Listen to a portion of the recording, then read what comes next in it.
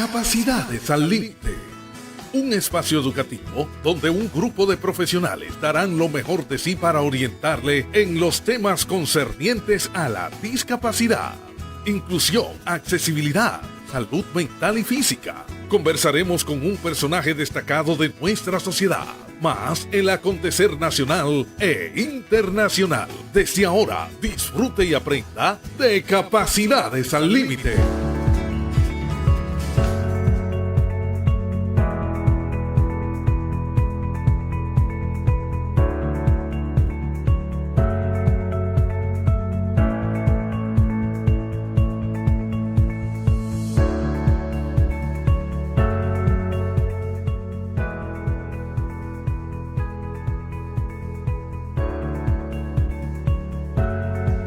Buenos días, Santiago, Ciudad Corazón. Buenos días, José, Ana, Nilson en los controles y a la licenciada Dilcia Paulino que nos acompaña en el día de hoy.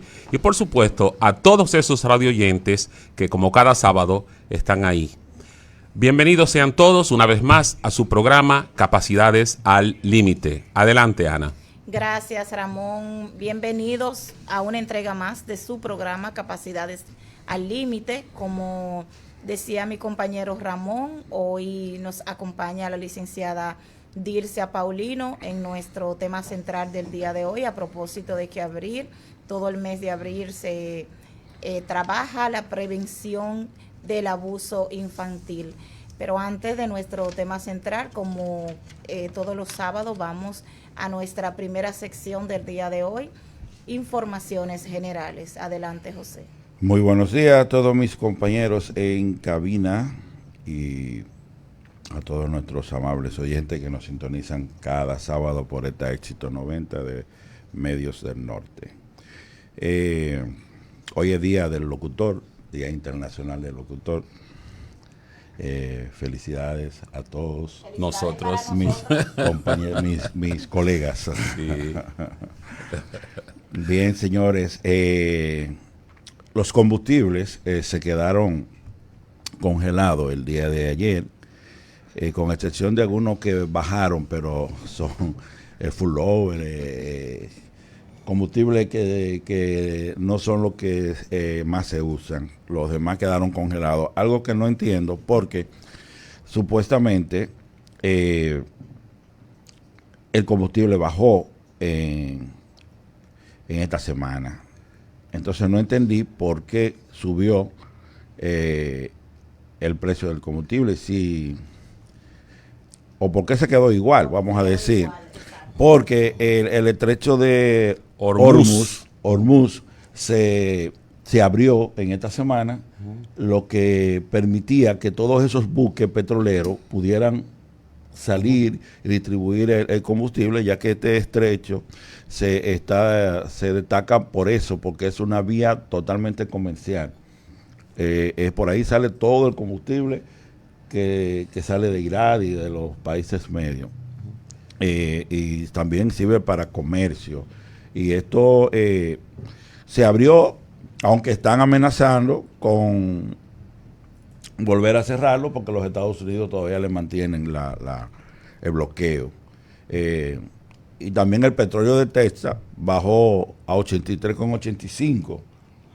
Entonces no entiendo por qué se quedaron igual, si cuando le subieron 3 pesos ellos le aumentaron aquí de una vez, entonces ahora le bajan. ¿Recuerdas el eslogan, José? Si sube, sube. Y si baja... No, si baja, sigue subiendo. Eso es increíble. Por otro lado, una joven de 27 años falleció mientras se sometía a un procedimiento estético en una clínica de la capital. Señores, este es un hecho que se está haciendo como muy común. Yo siempre he pensado que uno no debe forzar con la naturaleza. Si naciste así como eres, quiérete, ámate como eres. No trate de hacerte diferente, de que la mano de un hombre te haga diferente, porque son muchas las que han quedado en el intento, porque las prácticas no son bien hechas.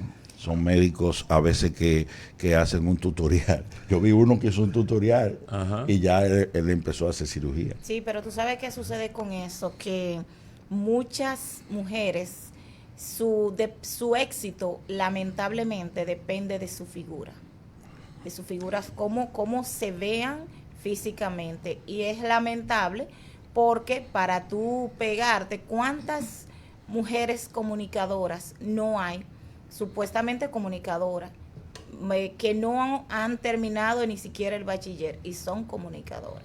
¿Pero por qué? Porque son mujeres hermosas que se han hecho el cuerpo 3 y 4 veces, que cuando se sienten un chin gordita van corriendo a darse cuchilla, como dicen, y realmente es algo que no va a acabar.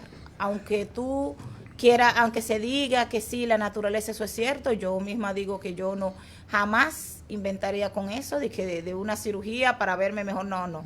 Pero el éxito de muchas mujeres, lamentablemente, depende de su figura física. Y ¿saben qué es lo triste en esto? Que a veces lo que necesitan es un psicólogo y no un cirujano. Exacto. Sí, porque para que aceptarse. aprendan a aceptarse. Porque, como son. Exacto, y ya, y ese es el mayor éxito. A veces es psicólogo y no cirujano. A veces se equivocan y van al médico equivocado. Es que yo entiendo que tú introducir en tu cuerpo, principalmente las que quieren hacerse glúteo, tienen que introducirse grasas y a veces unos, ¿cómo se llaman estas cosas que ellos se ponen? Biopolímetro. Exacto, para incrementar los glúteos. Y después tú ves que van corriendo a retirarse todo eso porque eso le está afectando, le está haciendo daño. Vi el caso de una que le pusieron unos, con la bolsita esta, ¿cómo que se llaman? Bueno, no recuerdo. El caso es que la bolsita se movió y se veía horrorosa. Oh, sí, sí. Horrorosa sí, se sí, veía. La silicona que ellos se la ponen. silicona, es Exacto. verdad. Se veía horrorosa. Entonces, tienen que tener cuidado con eso. Señores, a nosotros nos encanta difamar. Nos encanta decir, hablo de todos los dominicanos. Tú pones las redes sociales y siempre están difamando a alguien, siempre están hablando mal de alguien, después tienen que pedir perdón porque era mentira, era solamente para view. Resulta que con el nuevo Código Penal, que empieza ahora en agosto, esto va a tener una pena hasta de 10 años. El que difame a una persona y se compruebe, va a tener hasta pena de 10 años. Así que vamos a ver si se controlan un poquito y no hacen acusaciones fuera de orden y acusaciones con mentiras, porque va a ser penado por el nuevo Código Penal. Estamos en alerta por una vaguada. Resulta que está el fenómeno de la niña, que está causando... Entre el niño y la niña. Pero el niño por lo menos es más tranquilo, pero sí, la niña es incómoda, la niña, ¿viste? Supuestamente los frentes fríos debieron terminar el mes pasado, el 15 de marzo. Ya debieron haber pasado el frente frío. Por eso está que la niña lo está extendiendo más. Ahora mismo entra un frente frío. Parece que le están dando mucho azúcar. Enesia, la muchachita, sí. Enesia, la niña. Va a haber mucha lluvia, frente frío. Las autoridades advierten sobre aguaceros fuertes, tormentas eléctricas y ráfagas de viento en gran parte del país durante las próximas 48 horas. Señores, cuídense, salgan con su sombrilla, porque va a llover mucho, realmente. Nada, hasta aquí, informaciones generales. Vamos a la primera pausa.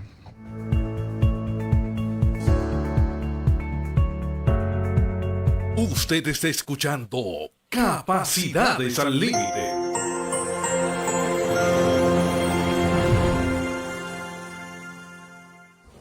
Hola, mi nombre es Dilcia Paulino, psicóloga clínica y escolar, magíster en Psicología Clínica y de la Salud, especialista en psicometría. Pertenezco al Departamento de Evaluación Integral, Diagnóstico y Seguimiento de SECANSA. En este departamento nos enfocamos en brindar una evaluación multidisciplinaria e integral, enfocada en cada una de las necesidades de nuestros pacientes. Entre las evaluaciones que ofrecemos podemos mencionar evaluación conductual, evaluación clínica o de la personalidad, evaluación psicoeducativa, evaluación vocacional y evaluación neuropsicológica. Si deseas saber más sobre nuestro servicio, visita nuestras instalaciones. Te esperamos.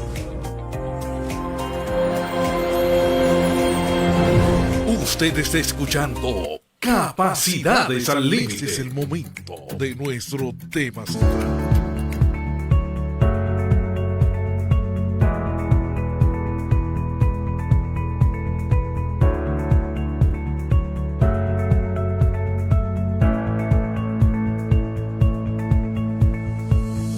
Continuamos con su programa Capacidades al Límite y vamos al interesantísimo tema central del día de hoy. Como dijimos, nos acompaña la licenciada Dilcia Paulino. Dilcia es parte del equipo de profesionales del Departamento de Evaluación Integral, Diagnóstico y Seguimiento de SECAPSI. Dilcia también es psicóloga clínica y educativa y cuenta con una maestría en Psicología Clínica y de la Salud. Ella nos va a hablar del tema abuso infantil, detección y respuesta desde la escuela. Detección temprana y respuesta desde la escuela. Bienvenida, Dilcia. Muy buenos días a todos. Un placer para mí estar por acá, tratando este tema tan interesante. Agradecida con la invitación y encantada de estar una vez por acá en este programa Capacidades al Límite. Dilcia, buenos días. Buenos días. Dilcia, ¿qué se entiende por abuso infantil desde el punto de vista psicológico? Bien, el abuso infantil se puede definir como aquel acto o como aquel trato que afecta negativamente al niño. Este acto o trato se da por parte de una figura de autoridad en la vida del niño. Puede ser mamá o papá, puede ser un tutor, puede ser un cuidador a cargo del niño, puede ser también un docente, una figura de autoridad en la vida del niño. Entonces, este trato afecta negativamente al niño en diferentes ámbitos, en el ámbito físico, en el ámbito emocional, muchas veces también en el ámbito mental, porque se manifiesta de distintas maneras, pero todo acto que afecta negativamente al niño en cualquiera de los ámbitos ya mencionados y que sea por una figura de autoridad, podemos definirlo como abuso infantil. Licenciada, ¿cuáles son los tipos más comunes de abuso infantil que pueden afectar a los estudiantes?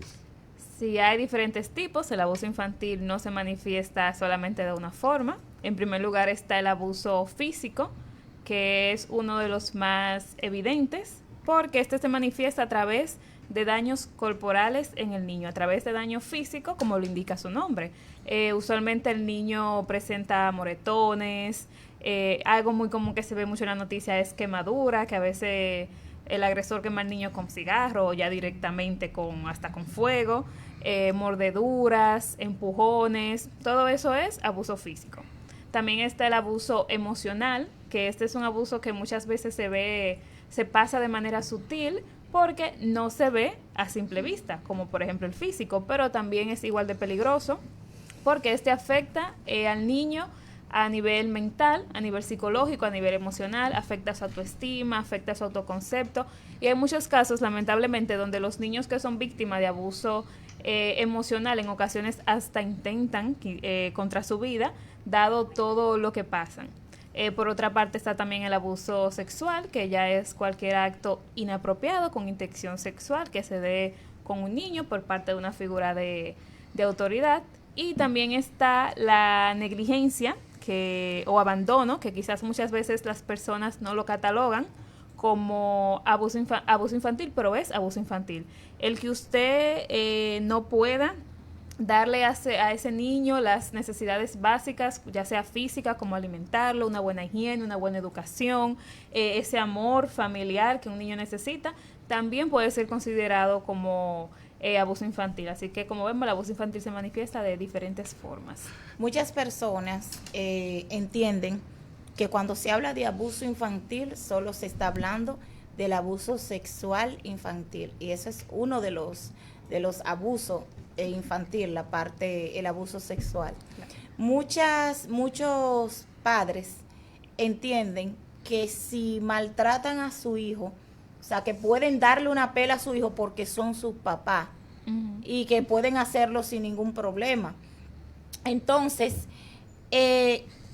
también está la parte verbal, el abuso también verbal.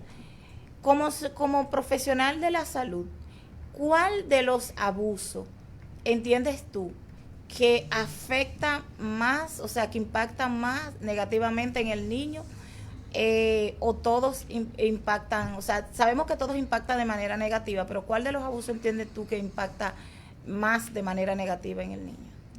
En primer lugar, gracias por recordarme el abuso verbal. Ese también es otro tipo de abuso, el usted ofender a ese niño o esa niña con palabras despectivas o ya con palabras obscenas, también es abuso verbal. Así que muchas gracias, Ana.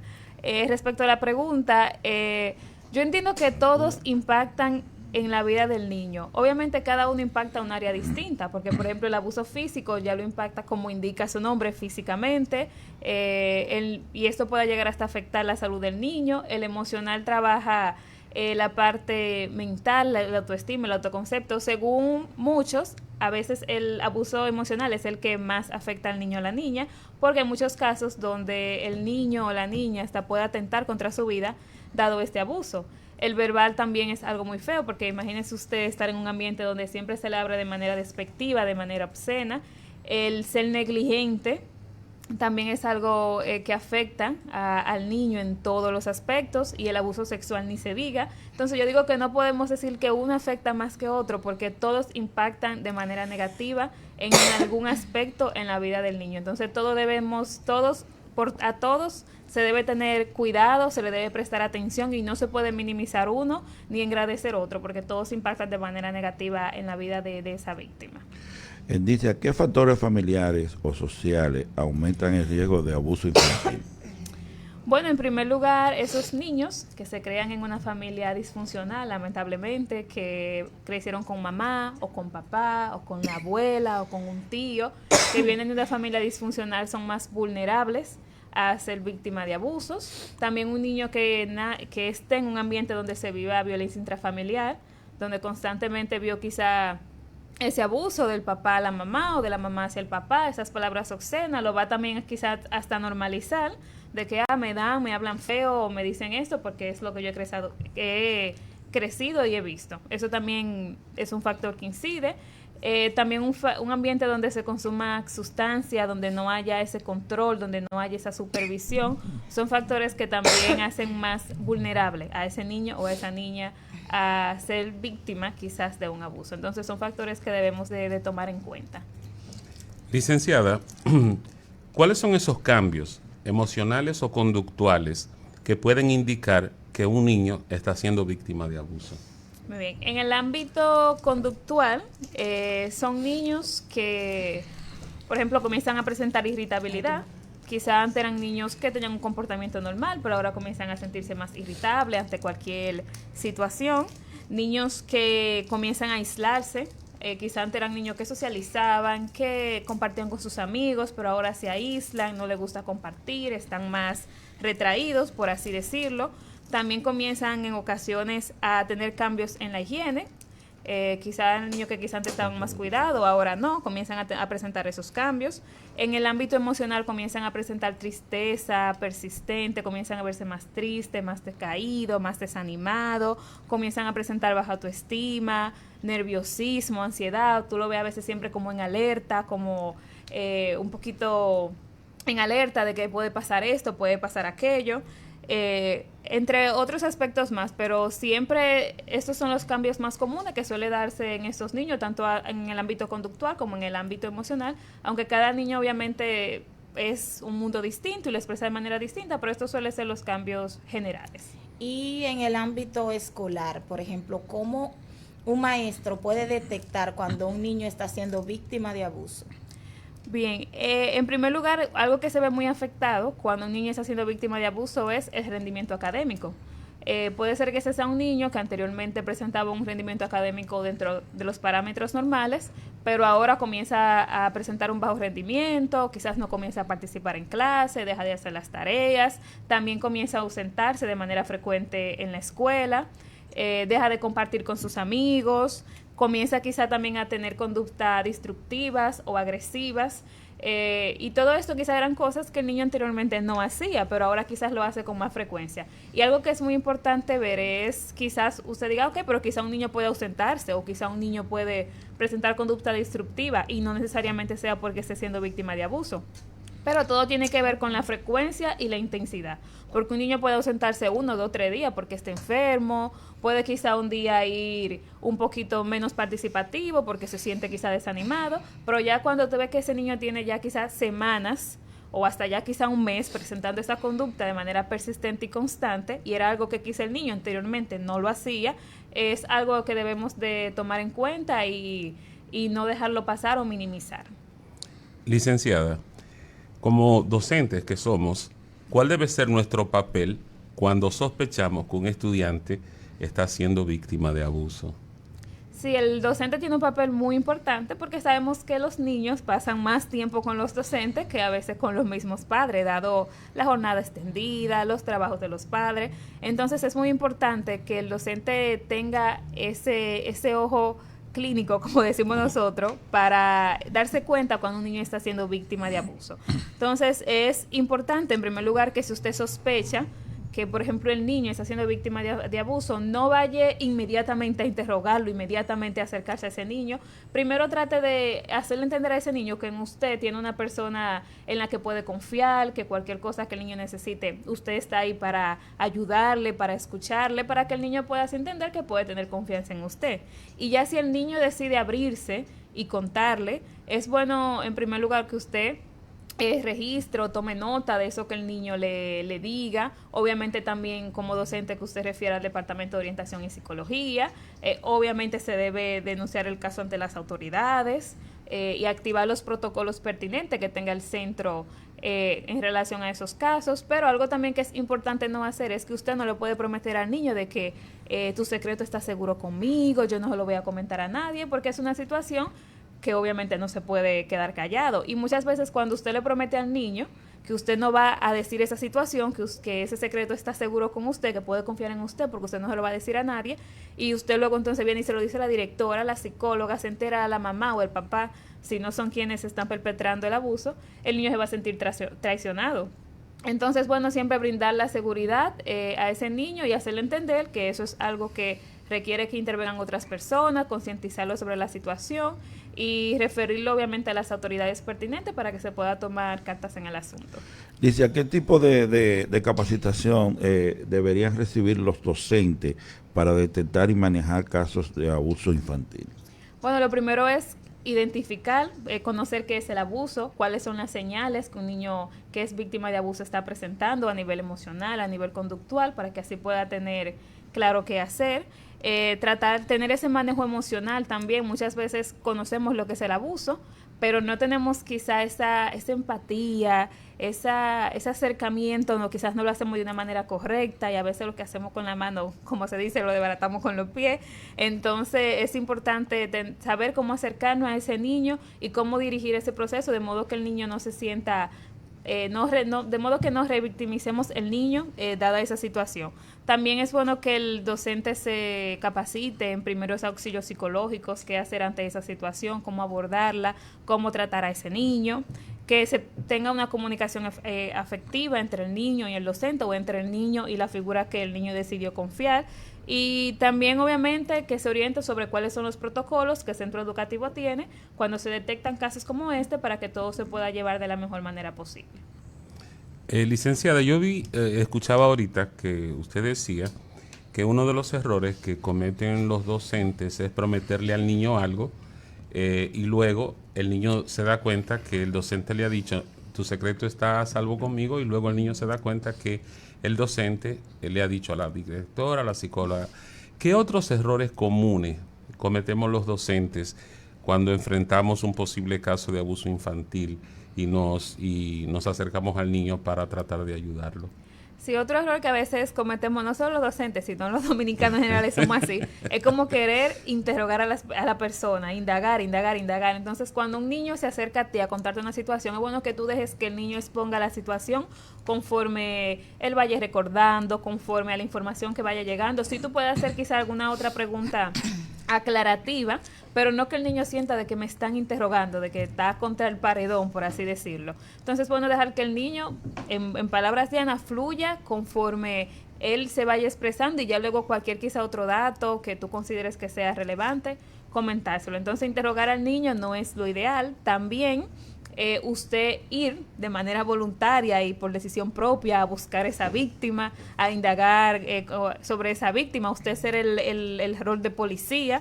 Obviamente esto no se debe, porque ya esto es algo que se debe dejar a las autoridades pertinentes para que lleven el caso, o usted ya de manera voluntaria comenzar a dar seguimiento. Eso es algo que no podemos hacer. También usted minimizar ese testimonio del niño. O sea, que cuando el niño se acerque a usted para comentarle la situación, usted minimice o usted diga que no es así y ponga el testimonio del niño como por debajo. Esto no se debe de hacer porque ese niño confió en usted para comentarle esto y al usted quizá minimizar ese comentario, pues obviamente no vuelva a contárselo a usted ni a ningún otro adulto, porque ya la persona en la que decidió confiar pues no resultó como esperaba. Entonces, nunca debemos de minimizar la situación. Si el niño le comentó eso, bueno, investigue, indague a ver si es cierto o no, pero no es bueno minimizar ni darlo por sentado de que es mentira, porque puede traer consecuencias negativas. Entonces yo digo que estos son uno de los errores que debemos tratar de no cometer para no agravar el caso. ¿Sabes qué? Otro de los errores que muchas veces, y te quiero preguntar en esa misma línea, otro de los errores que muchos colegas a veces cometen, y es ese que tú señalabas de decirle al niño que no van a decir nada. Bueno, es que yo no puedo decir nada porque yo me comprometí. Entonces dicen, estaría violando la ética. Ahí quiero preguntarte, un psicólogo que el niño le manifieste, o sea, le confíe en consulta que está siendo, por ejemplo, abusado por uno de sus padres, ¿cómo manejar esa parte? Y cómo, porque tú sabes que el abuso se manifiesta muchas veces de manera diferente, de que el niño muchas veces no sabe que está siendo abusado. Entonces, ¿cómo manejar esa parte cuando cuando el agresor es uno de los padres y como psicólogo o como docente han detectado esta situación en el niño?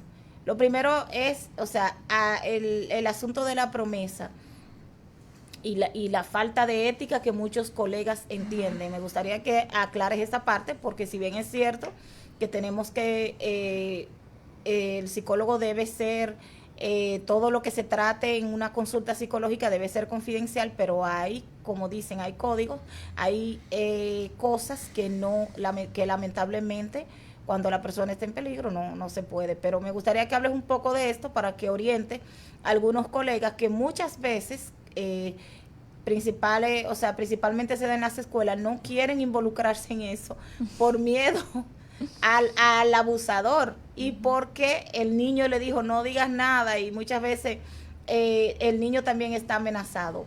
¿Cómo manejar esa parte ahí?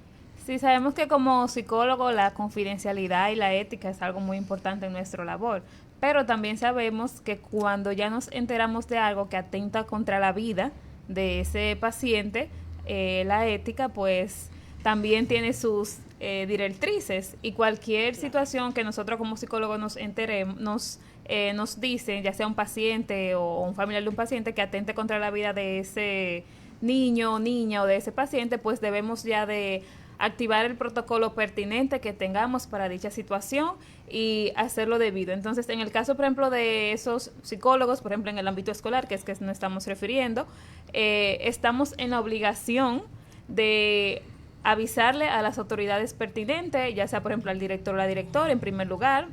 Según tengo entendido, en las escuelas, cuando hay caso de abuso, se denuncia a Línea Vida y ya luego por ahí llegan a las demás autoridades, que a la fiscalía, etcétera. Pero no podemos callar por tema de confidencialidad, por tema de ética, porque si a ese niño, Dios no lo quiera, le pasa algo, ¿dónde queda entonces esa ética y esa confidencialidad? Debemos de, siempre que conozcamos de un caso, independientemente de la confidencialidad, se debe denunciar, se debe realizar los protocolos que tengamos dada esa situación y denunciarlos a las autoridades pertinentes de modo que se pueda hacer algo. Porque quizás aunque el niño en el momento te diga, no se lo digas a nadie, tú no puedes prometer eso, porque es la vida de ese niño que está en juego, y muchas veces, como dice Ana, pasa que el niño ni siquiera sabe que que él está siendo víctima de abuso, pero usted como adulto, cuando ve esas señales de que sí hay un abuso, pues debe denunciar y debe de hacer lo que sea pertinente al del caso. No podemos quedarnos callados porque esto puede traer consecuencias más negativas a largo plazo. Licenciada, y 2 preguntas en una. ¿Qué estrategias preventivas pueden implementar las escuelas para reducir el riesgo de abuso infantil, y cómo se puede educar a los estudiantes para que reconozcan situaciones de riesgo y busquen ayuda? Bien, en relación voy a comenzar de atrás para adelante. Sí. En relación a la parte de los estudiantes, es bueno enseñarle que hay límites corporales, que hay áreas y zonas, por ejemplo, en el caso del abuso sexual, que no se pueden tocar, que no se pueden hacer ciertas cosas. Es bueno ser claro respecto a la parte sexual con los niños y niñas. Muchas veces aquí está el tabú de que no se puedan hablar ciertos temas hasta cierta edad, entonces por eso muchas veces los niños están siendo víctimas, por ejemplo, de abuso sexual y ni siquiera lo saben. Entonces es bueno enseñar que hay límites corporales. También en el caso de los niños es bueno que ellos puedan diferenciar en que hay secretos buenos y hay secretos malos, por así decirlo. Hay cosas que, pueden ser secretos porque son cosas de niño, pero ya hay cosas que se salen de esos límites y que no pueden considerarse secreto. Entonces, también que el niño sepa diferenciar de que sí, es un secreto entre amiguitos, no es nada, pero ya qué secreto debo contárselo a mis padres o a una figura de autoridad porque es algo que debo de hablarlo. Y también algo muy importante es fomentar la confianza entre ese estudiante y ese docente, o ese estudiante y esa figura de autoridad, de modo que existe esa comunicación y que se pueda hablar de manera clara sobre el tema sin que ellos sientan que lo van a minimizar, no le van a creer. Y también es muy importante que exista esa empatía, que exista esa comprensión, porque si el niño sabe o que va a ser escuchado y que ese comentario que él diga no se va a minimizar, pues va a tener más apertura a la hora de acercarse a un adulto. Sobre la parte de las estrategias, es importante, como ya había mencionado anteriormente, que tener protocolos claros de qué se va a hacer, cómo se va a actuar, hacia dónde voy a ir, no como que experimentar de que vamos a hacer esto, pero no vamos a hacer aquello y que luego la situación se vuelva un circo. Es bueno tener protocolos claros de que si pasó esto, vamos a hacer esto, de modo que realmente el niño se sienta protegido. También brindarle capacitaciones al personal para que estos puedan entender o tener más conocimiento respecto al tema, respecto a qué hacer, programas de educación emocional, educar en esos temas que son más frecuentes en la escuela para que así ellos puedan entender qué se debe hacer, y también psicoeducar también a los mismos estudiantes, a los mismos niños, para que ellos también entiendan qué es el abuso infantil, cómo se manifiesta, porque muchas veces con ciertos temas nos limitamos y no queremos hablarlo, pero es bueno educar tanto al personal docente como a los niños para que ellos puedan tener noción respecto a estos temas y qué hacer si se ven en algún momento en una situación como esta. Licenciada, finalmente, otras recomendaciones generales a los docentes para fortalecer la detección temprana y la respuesta adecuada ante el abuso infantil. Bueno, no minimizar, eso es uno más, no minimice nada que un niño le pueda decir, porque usted minimizar algo puede llevar a un desenlace fatal, lamentablemente. Estar atento a cualquier cambio que usted vea en ese estudiante a nivel conductual, a nivel emocional, cualquier conducta, por más mínima que sea, si usted ve de que fue algo que se presentó de manera intensa y prolongada por X cantidad de tiempo, pues tenga ojo ahí porque algo puede ser que esté pasando. También tratar de concientizarse respecto a los protocolos que tiene el centro educativo, respecto a cómo actuar ante cierta situación, para que así cuando quizá un niño se acerque a usted y le comente una situación así, usted sepa cómo actuar y no cometa los errores que ya anteriormente mencionamos.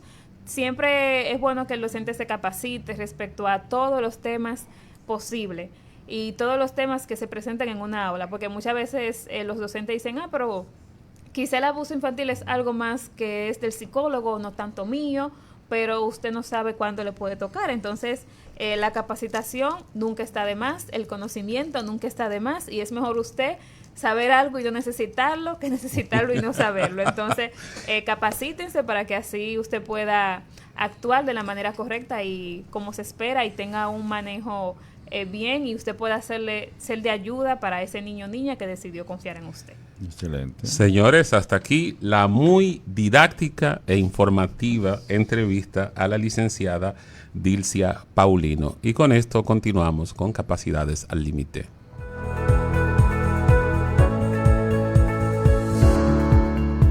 Usted está escuchando Capacidades al Límite.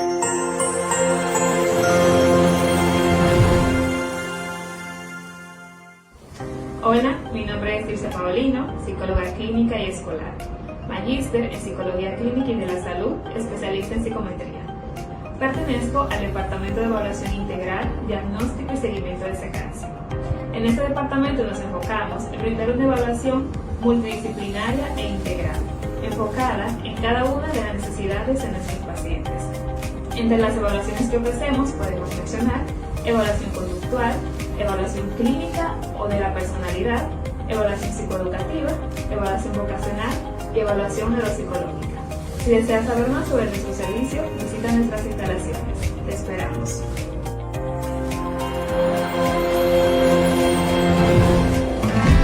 El Departamento de Evaluación Integral, Diagnóstico y Seguimiento del SECAPSI cuenta con un equipo multidisciplinario para brindar los servicios de evaluación e intervención psicológica y asistencia médica, ubicados en la calle Mella, esquina Independencia, número 48, tercer nivel, en Santiago de los Caballeros, República Dominicana. 809-582-8614 u 809-724-0968. Personas con discapacidad o referidas del Ministerio de Educación no pagan. En SECAPSI seguimos haciendo de la inclusión un compromiso de todos. Usted está escuchando Capacidades al Límite. Es tiempo de analizar los acontecimientos en Capacidades al Límite. Panorama actual. Las causas de la pérdida de la autoridad docente en el país y las metodologías educativas implantadas por el MINER entre 1990 y 2026. Leo sin asombro en el Diario Libre de este martes 14 de abril que los maestros confiesan que perdieron autoridad frente a los estudiantes y que más de 82,000 profesores respondieron en una encuesta que las normativas del MINER debilitan su capacidad de disciplinar a los alumnos. Vayamos por parte. Todo empieza con una supuesta buena intención del Estado dominicano de mejorar la calidad de la educación. Es bueno saber que hasta mediados de la década del 90, la educación se desarrollaba del siguiente modo. El maestro controlaba la disciplina en el aula, poseía autonomía para decidir cómo enseñar y evaluar a sus alumnos, había un fuerte respeto social hacia el docente, que era visto como el guía que tenía en sus manos el futuro de nuestros hijos, y los padres generalmente respaldaban esta visión social general del maestro. Asimismo, existían dos elementos que daban prestigio a la actividad docente, y eran la autoridad y la autonomía de la que se gozaba cuando se ejercía esta noble profesión. La educación era entonces un terreno para la vocación, con una escasa o nula burocracia administrativa, una enorme libertad para adaptar contenidos y una cultura social que valoraba la autoridad docente sin remilgos ni discusiones. A partir de mediados de la década de los 90, con la llegada al poder del doctor Leonel Fernández en el cuatrienio 1996-2000, se aprueba la primera reforma educativa importante y se crea un nuevo marco legal con la Ley 6697 o Ley General de Educación, cuyo fin fue el de modernizar el sistema educativo, establecer normas nacionales y crear estándares educativos de calidad. Con ello, se introdujeron también cambios que afectaron la autonomía docente, como son programas de estudio más estructurados, supervisiones más frecuentes y el aumento de las regulaciones administrativas, cuya consecuencia mayor ha sido la pérdida de la autonomía en favor de la ejecución de políticas educativas guiadas de forma vertical desde el Estado a través del MINER. Así, en la primera década del siglo XXI, empieza a crecer la burocracia alrededor de la educación y el sistema educativo se convierte en una institución con un carácter eminentemente administrativo. Entre los cambios que se introducen están el de trabajar con formatos obligatorios de planificación, se aumentó la cantidad de informes y registros que el maestro debía completar y la supervisión institucional se volvió más formal. Con ello se logra una meta indeseada y es la de mantener al docente dedicando más tiempo al llenado de papeles para almacenárselos a las polillas que a enseñar. Este control vertical prescinde casi de modo absoluto de valores como la autonomía y la autoridad docente. Quien enseña en la actualidad es bajo la premisa de que debe seguir la guía y las órdenes del sistema educativo. Nada de aportar ideas innovadoras, de mejorar estilos de enseñanza, ni de ser diferente. Esto es visto como una amenaza no solo por el sistema, sino también por los compañeros que pueden llegar a sentirse atacados cuando algún docente llega a tener éxito con algunas técnicas o estrategias que no aparecen en los manuales obligatorios y rígidos asignados por educación. Pasamos de la educación memorística antes de la primera mitad de la década de los 90 hacia la educación constructivista en la segunda mitad de la misma década, en la que el maestro dejó de ser el guía tradicional para convertirse en un facilitador. Es en ese contexto constructivista el alumno aprendía construyendo en un espacio contextualizado que le aportaba conocimiento significativo que valoraba la comprensión por encima de la memorización. Luego, en la primera década del 2000, las metas cambiaron a los aprendizajes por proyectos, en la que el alumno investiga y crea y el maestro es ahora un coordinador. También para la misma década aparece el aprendizaje cooperativo, en el que el alumno aprende a trabajar en equipo y la función del maestro es la de gestor de equipos. La década de 2010 a 2020 trajo la integración de las TICs o tecnologías de la información y la comunicación que introduce en la educación dominicana el docente digital. Esta década trajo consigo la evaluación formativa continua, un hecho positivo. Sin embargo, no lo es el uso de más registro y seguimiento del alumno, que lo único que logra es sobrecargar al maestro sin que ello se refleje en la calidad de la educación ni la mejora del conocimiento en el estudiante. Finalmente, y la joya de la corona, es el currículo por competencias, cuyo fin es desarrollar habilidades en el alumno y evaluar su desempeño, que es donde nos encontramos metidos actualmente. El fin de dicha metodología es enfocarse en la enseñanza de habilidades de los alumnos al tiempo que busca modernizar los métodos educativos. Ahora bien, esta metodología reduce drásticamente el control del maestro sobre lo que enseña y cómo lo enseña. 3 cambios específicos lo demuestran. Las planificaciones son extremadamente rígidas. Hay actualmente una mayor exigencia de evidencias pedagógicas y las evaluaciones son exageradamente estructuradas. La década que se inició en 2020 hasta la actualidad se ha destacado por una enorme presión institucional sobre el maestro. Con ella se da inicio al uso obligatorio de plataformas digitales y evaluaciones docentes con mucho más frecuencia y a protocolos de enseñanza más estrictos. Dicho esto, explico entonces los factores que han estado o que han restado autoridad al maestro dominicano. Son ellos que en la actualidad los padres se hayan involucrado más en la educación de sus hijos y por ello pueden ejercer de críticos de los maestros. Los estudiantes disfrutan de un mayor acceso a información que pueden investigar y confirmar de manera autónoma sobre lo que se le dice en clases. Y finalmente, las redes sociales, en las que cualquier pelagatos como José La Luz puede darse el lujo de cuestionar no solo el conocimiento, sino la autoridad tradicional del maestro. Como consecuencia de esta modernidad, entre comillas, el maestro ahora comparte con los directivos, los padres, los opinadores y las normativas del sistema una autoridad que fue siempre incuestionada. También se dan otros factores sociales que han reducido la autoridad docente y que van más allá de las leyes y las reformas. Y son estas la relación familia-escuela, que pasó de padres que apoyaban al maestro a padres que lo cuestionan y confrontan, con lo cual abundan en la actualidad los conflictos escuela-familia que antes eran inexistentes. Otro factor novedoso es el de los derechos de los estudiantes, quienes gozan de mayor protección y cuyo mayor aspecto positivo es que se evitan abusos. Sin embargo, dificultan enormemente aplicar disciplina al tiempo que generan temor a sanciones administrativas contra el maestro. Finalmente, 4 elementos se añadieron a todo este panorama actual de la educación, que son la suma de las reformas legales, más la burocratización, los cambios culturales, las nuevas tecnologías y una mayor supervisión institucional. Todo lo aquí dicho ayudó a transformar al maestro de una autoridad independiente en la década del 90 a un profesional ultra supervisado dentro de un sistema estructurado que no le deja el más mínimo margen para la creatividad o para influenciar positivamente en el estudiante.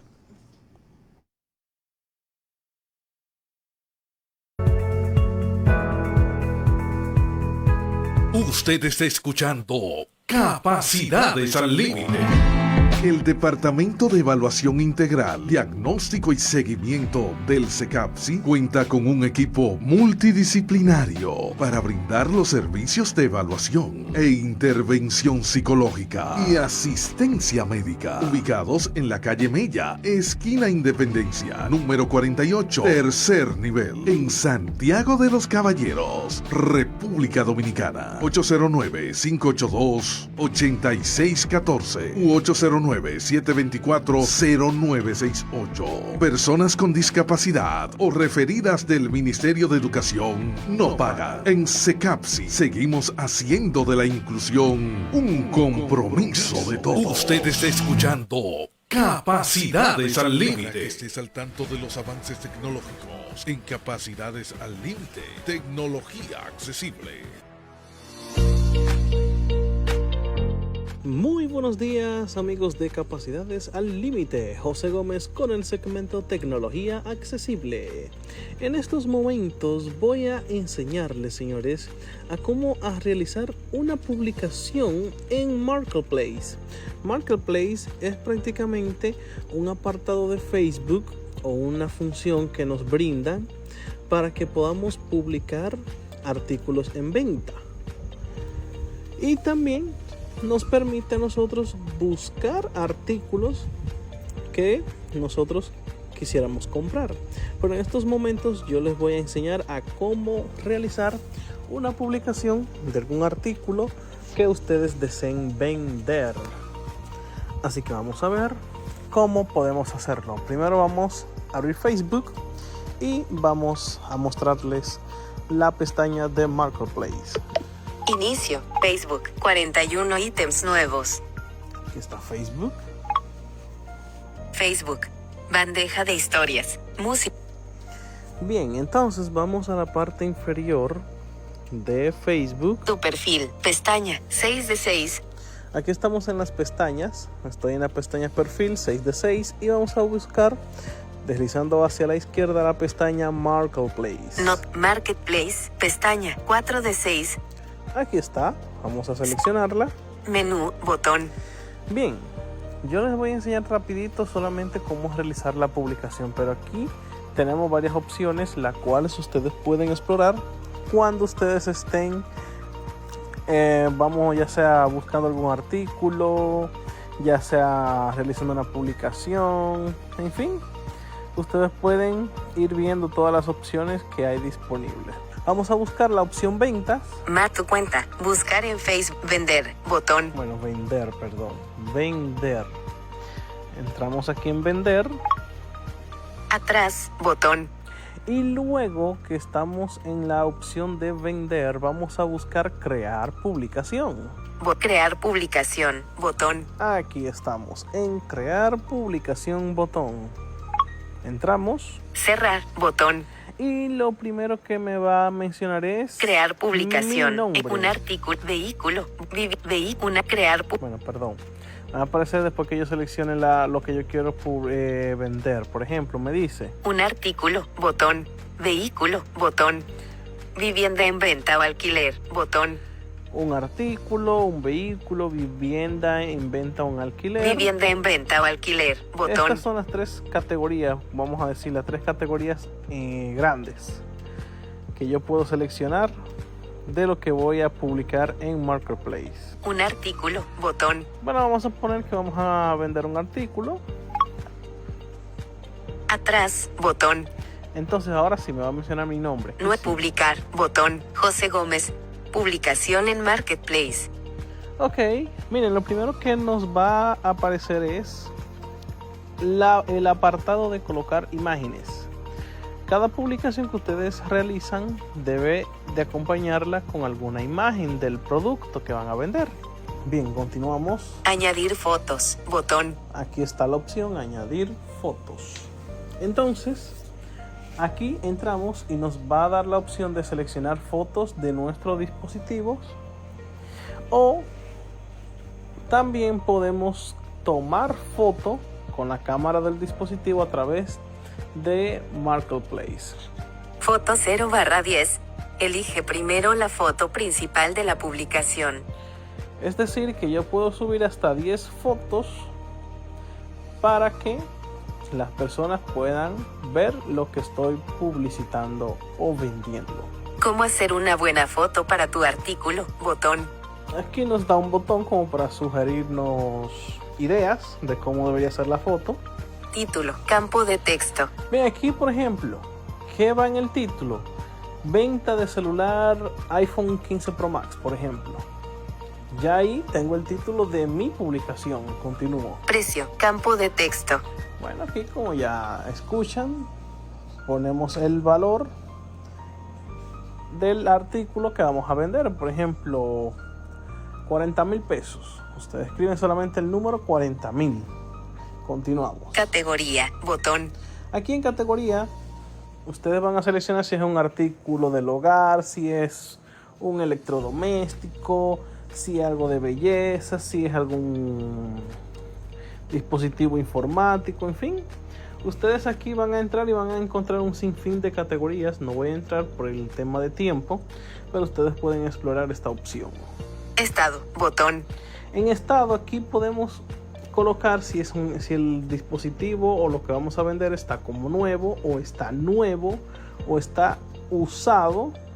En fin, ahí tenemos varias opciones que también la pueden explorar para que ustedes especifiquen a la persona que va a comprar el artículo si esto es nuevo, viejo, ya está usado pero como nuevo, en fin. Ustedes aquí eligen la opción que más le corresponda a su artículo.